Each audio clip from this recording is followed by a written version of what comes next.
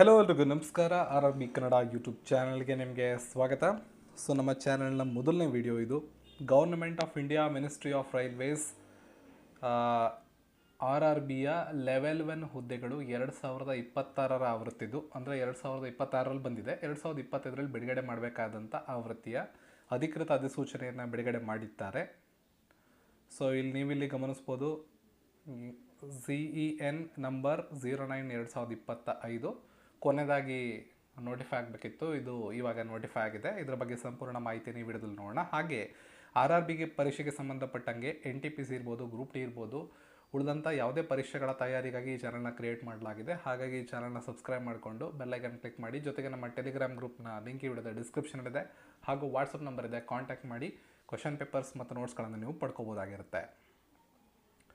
So first video ಆಗಿರೋದ್ರಿಂದ ಈ ಒಂದು ಪೋಸ್ಟ್ಗಳ ಬಗ್ಗೆ ಒಂದಿಷ್ಟು ಮಾಹಿತಿಯನ್ನು ಕೊಡ್ತೀನಿ. ಇದಾದಮೇಲೆ ಇದರ ಸಂಬಂಧಪಟ್ಟ ಕ್ಲಾಸಸ್ಸನ್ನು ನೀವು ಈ ಚಾನಲಲ್ಲಿ ನೋಡ್ಬೋದಾಗಿರುತ್ತೆ.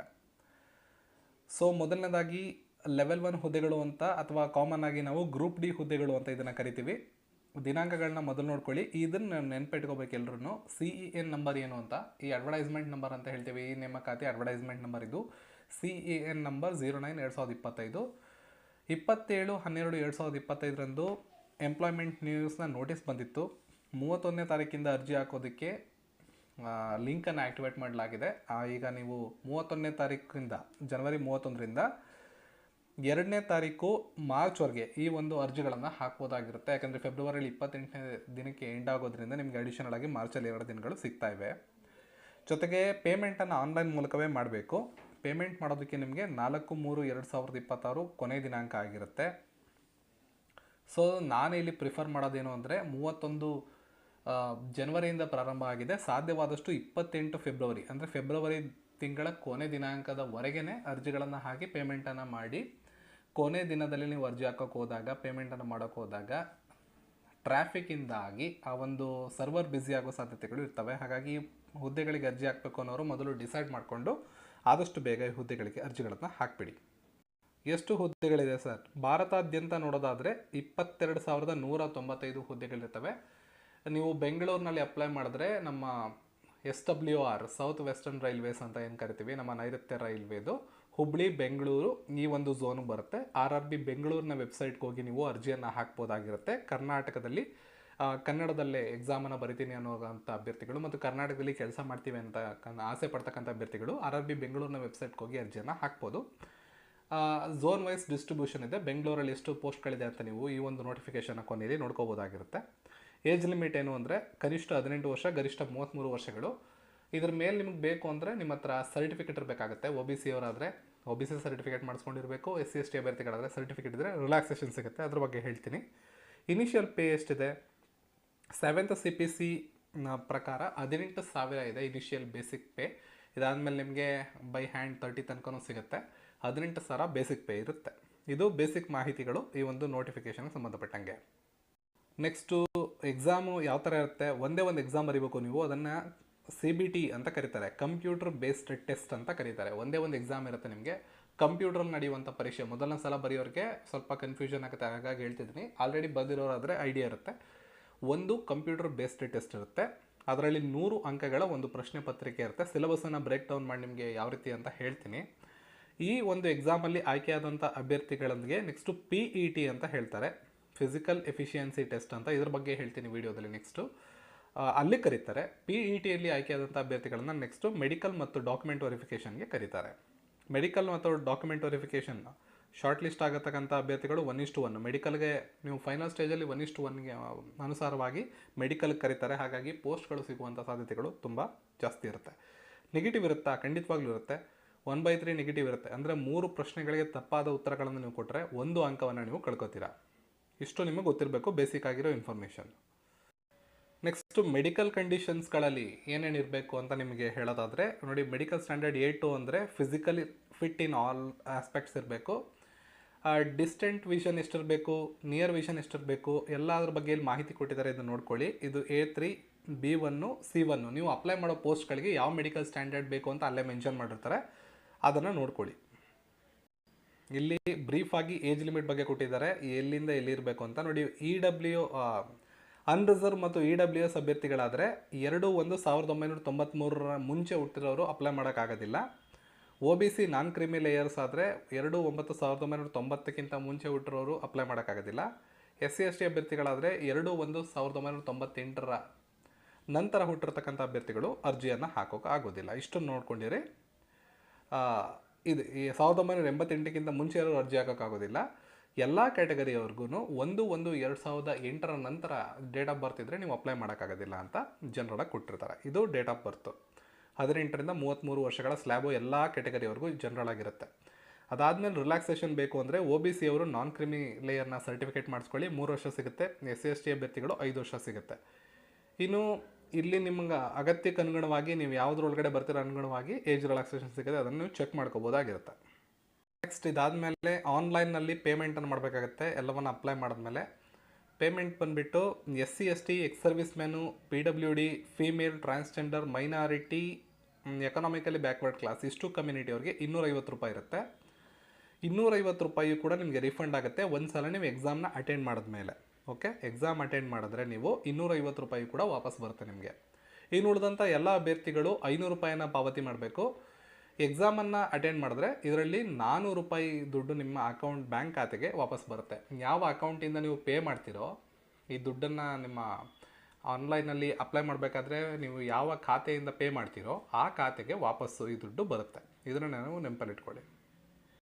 ಸೊ ಆಯ್ಕೆ ವಿಧಾನದ ಬಗ್ಗೆ ಆಲ್ರೆಡಿ ಹೇಳಿದ್ದೀನಿ. ಒಂದು CBT ಇರುತ್ತೆ, ಮೊದಲನೇ ಸಲ ಎಕ್ಸಾಮ್ ಬರೀಬೇಕು, ಎಲ್ರಿಗೂ ಕಾಮನ್ ಇರೋ ಎಕ್ಸಾಮು. ಇದರಲ್ಲಿ ಆಯ್ಕೆಯಾದಂಥ ಅಭ್ಯರ್ಥಿಗಳನ್ನ 1:15 ಅಥವಾ 10 ಅನುಪಾತದಲ್ಲೋ ನಿಮಗೆ PET ಕರೀತಾರೆ. PETಯಲ್ಲಿ ಆಯ್ಕೆಯಾದಂಥ ಅಭ್ಯರ್ಥಿಗಳನ್ನು ಡಾಕ್ಯುಮೆಂಟ್ ವೆರಿಫಿಕೇಷನ್ ಕರೀತಾರೆ. ನೆಕ್ಸ್ಟ್ 1:1 ಅನುಪಾತದಲ್ಲಿ ಮೆಡಿಕಲ್ಗೆ ಕರೆಯಲಾಗುತ್ತೆ. ಈಗ ಇದ್ರ ಬಗ್ಗೆ ಒಂದಿಷ್ಟು ಮಾಹಿತಿಯನ್ನು ನೋಡೋಣ, ಎಕ್ಸಾಮ್ಸ್ ಯಾವ ರೀತಿ ಇರುತ್ತೆ ಅಂತ.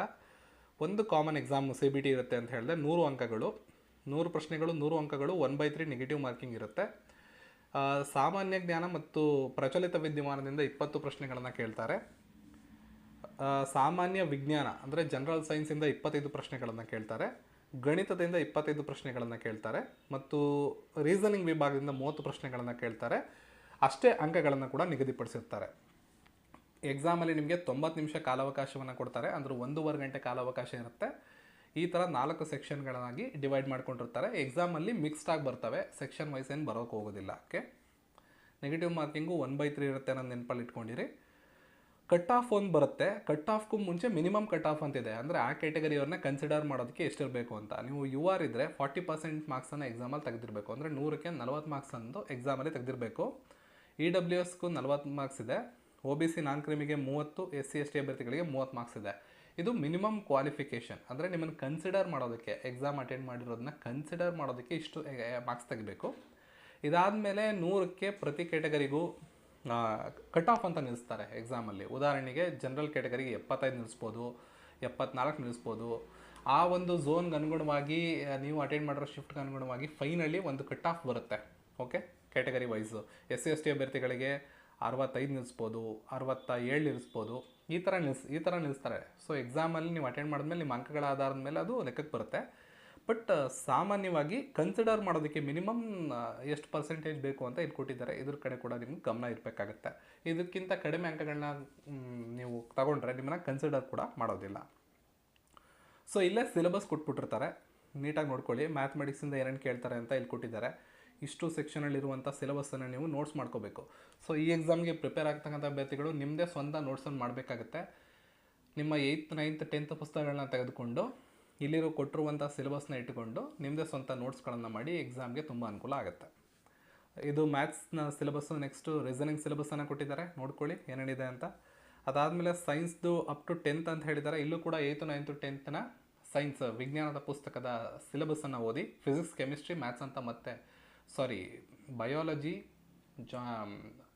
ಫಿಸಿಕ್ಸು, ಕೆಮಿಸ್ಟ್ರಿ ಮತ್ತು ಬಯಾಲಜಿ ಅಂತ 3 ಸೆಕ್ಷನ್ಸ್ ಬರ್ತವೆ. ಮತ್ತು ಅದರಲ್ಲಿ ರಾಸಾಯನಶಾಸ್ತ್ರ, ಜೀವಶಾಸ್ತ್ರ, ಭೌತಶಾಸ್ತ್ರ ಇವು 3 ಬರ್ತವೆ 8th, 9th, 10th. 10th level ತನಕ ನೀವು ಅದನ್ನು ಓದ್ಕೊಳ್ಳಿ. ಅದಾದಮೇಲೆ ಜನರಲ್ ಅವೇರ್ನೆಸ್ ಅಂತ ಬಂದರೆ science and technology, sports, culture, personalities, economics, politics ಮತ್ತು ಇಂಡಿಯನ್ ಹಿಸ್ಟ್ರಿ ಈ ಟಾಪಿಕ್ಸ್ಗಳನ್ನು ತಪ್ಪದೇ ಓದ್ಕೊಳ್ಳಿ. ಜೊತೆಗೆ ಕರೆಂಟ್ ಅಫೇರ್ಸ್ ಬಂದುಬಿಟ್ಟು ಕನಿಷ್ಠ 1 ವರ್ಷದ ಕರೆಂಟ್ ಅಫೇರ್ಸ್ ನಿಮಗೆ ಗೊತ್ತಿರಬೇಕಾಗುತ್ತೆ. ಸೊ ಈಗಿಂದ ಪ್ರಿಪ್ರೇಷನ್ ಮಾಡಿಕೊಂಡ್ರೆ ಆರಾಮಾಗಿ ಇದನ್ನು ಕವರ್ ಮಾಡ್ಬೋದಾಗಿರುತ್ತೆ. ನೆಕ್ಸ್ಟ್ ಎಕ್ಸಾಮಲ್ಲಿ ಆಯ್ಕೆಯಾದವ್ರಿಗೆ ಏನಿರುತ್ತೆ, PET ಏನಿರುತ್ತೆ ಅಂತ ಹೇಳೋದಾದರೆ ಇಲ್ಲಿ ಕೊಟ್ಟಿದ್ದಾರೆ. Based on the merit of the candidate in the CBT, candidate shall be called for the PET 3 times the community wise. Community wise ಪೋಸ್ಟ್ನ ಪ್ರಕಾರ 1:3 ಅನುಪಾತದಲ್ಲಿ ಕರೆಯಲಾಗುತ್ತೆ ಅಂತ ಹೇಳಿದ್ದಾರೆ. ಇಲ್ಲಿ 2 ಕ್ರೈಟೀರಿಯಾ ಇರುತ್ತೆ ನಿಮಗೆ. ಹುಡುಗರಿಗೆ ಮೊದಲನೇದು 35 kg ವೆಯ್ಟ್ ಇರತಕ್ಕಂಥ ಒಂದು ಮೂಟೆ ಇರುತ್ತೆ. ಅದನ್ನು 100 ಮೀಟರ್ಗಳ ಕಾಲ ನೀವು ಎತ್ಕೊಂಡು ಹೋಗಬೇಕಾಗತ್ತೆ. ನಡ್ಕೊಂಡು ಹೋಗ್ಬೋದು, ಓಡ್ಕೊಂಡು ಹೋಗ್ಬೋದು, ನಿಮ್ಮ ಇಷ್ಟ. ಕೆಳಗಡೆ ಇಳಿಸೋಂಗಿಲ್ಲ. 2 ನಿಮಿಷ ಕಾಲಾವಕಾಶವನ್ನು ಕೊಡ್ತಾರೆ. 35 kg ವೆಯ್ಟ್ ಇರುತ್ತೆ, 100 ಮೀಟರ್ ದೂರ, 2 ನಿಮಿಷ ಕಾಲಾವಕಾಶ. ಇದು ಮೊದಲನೇದು.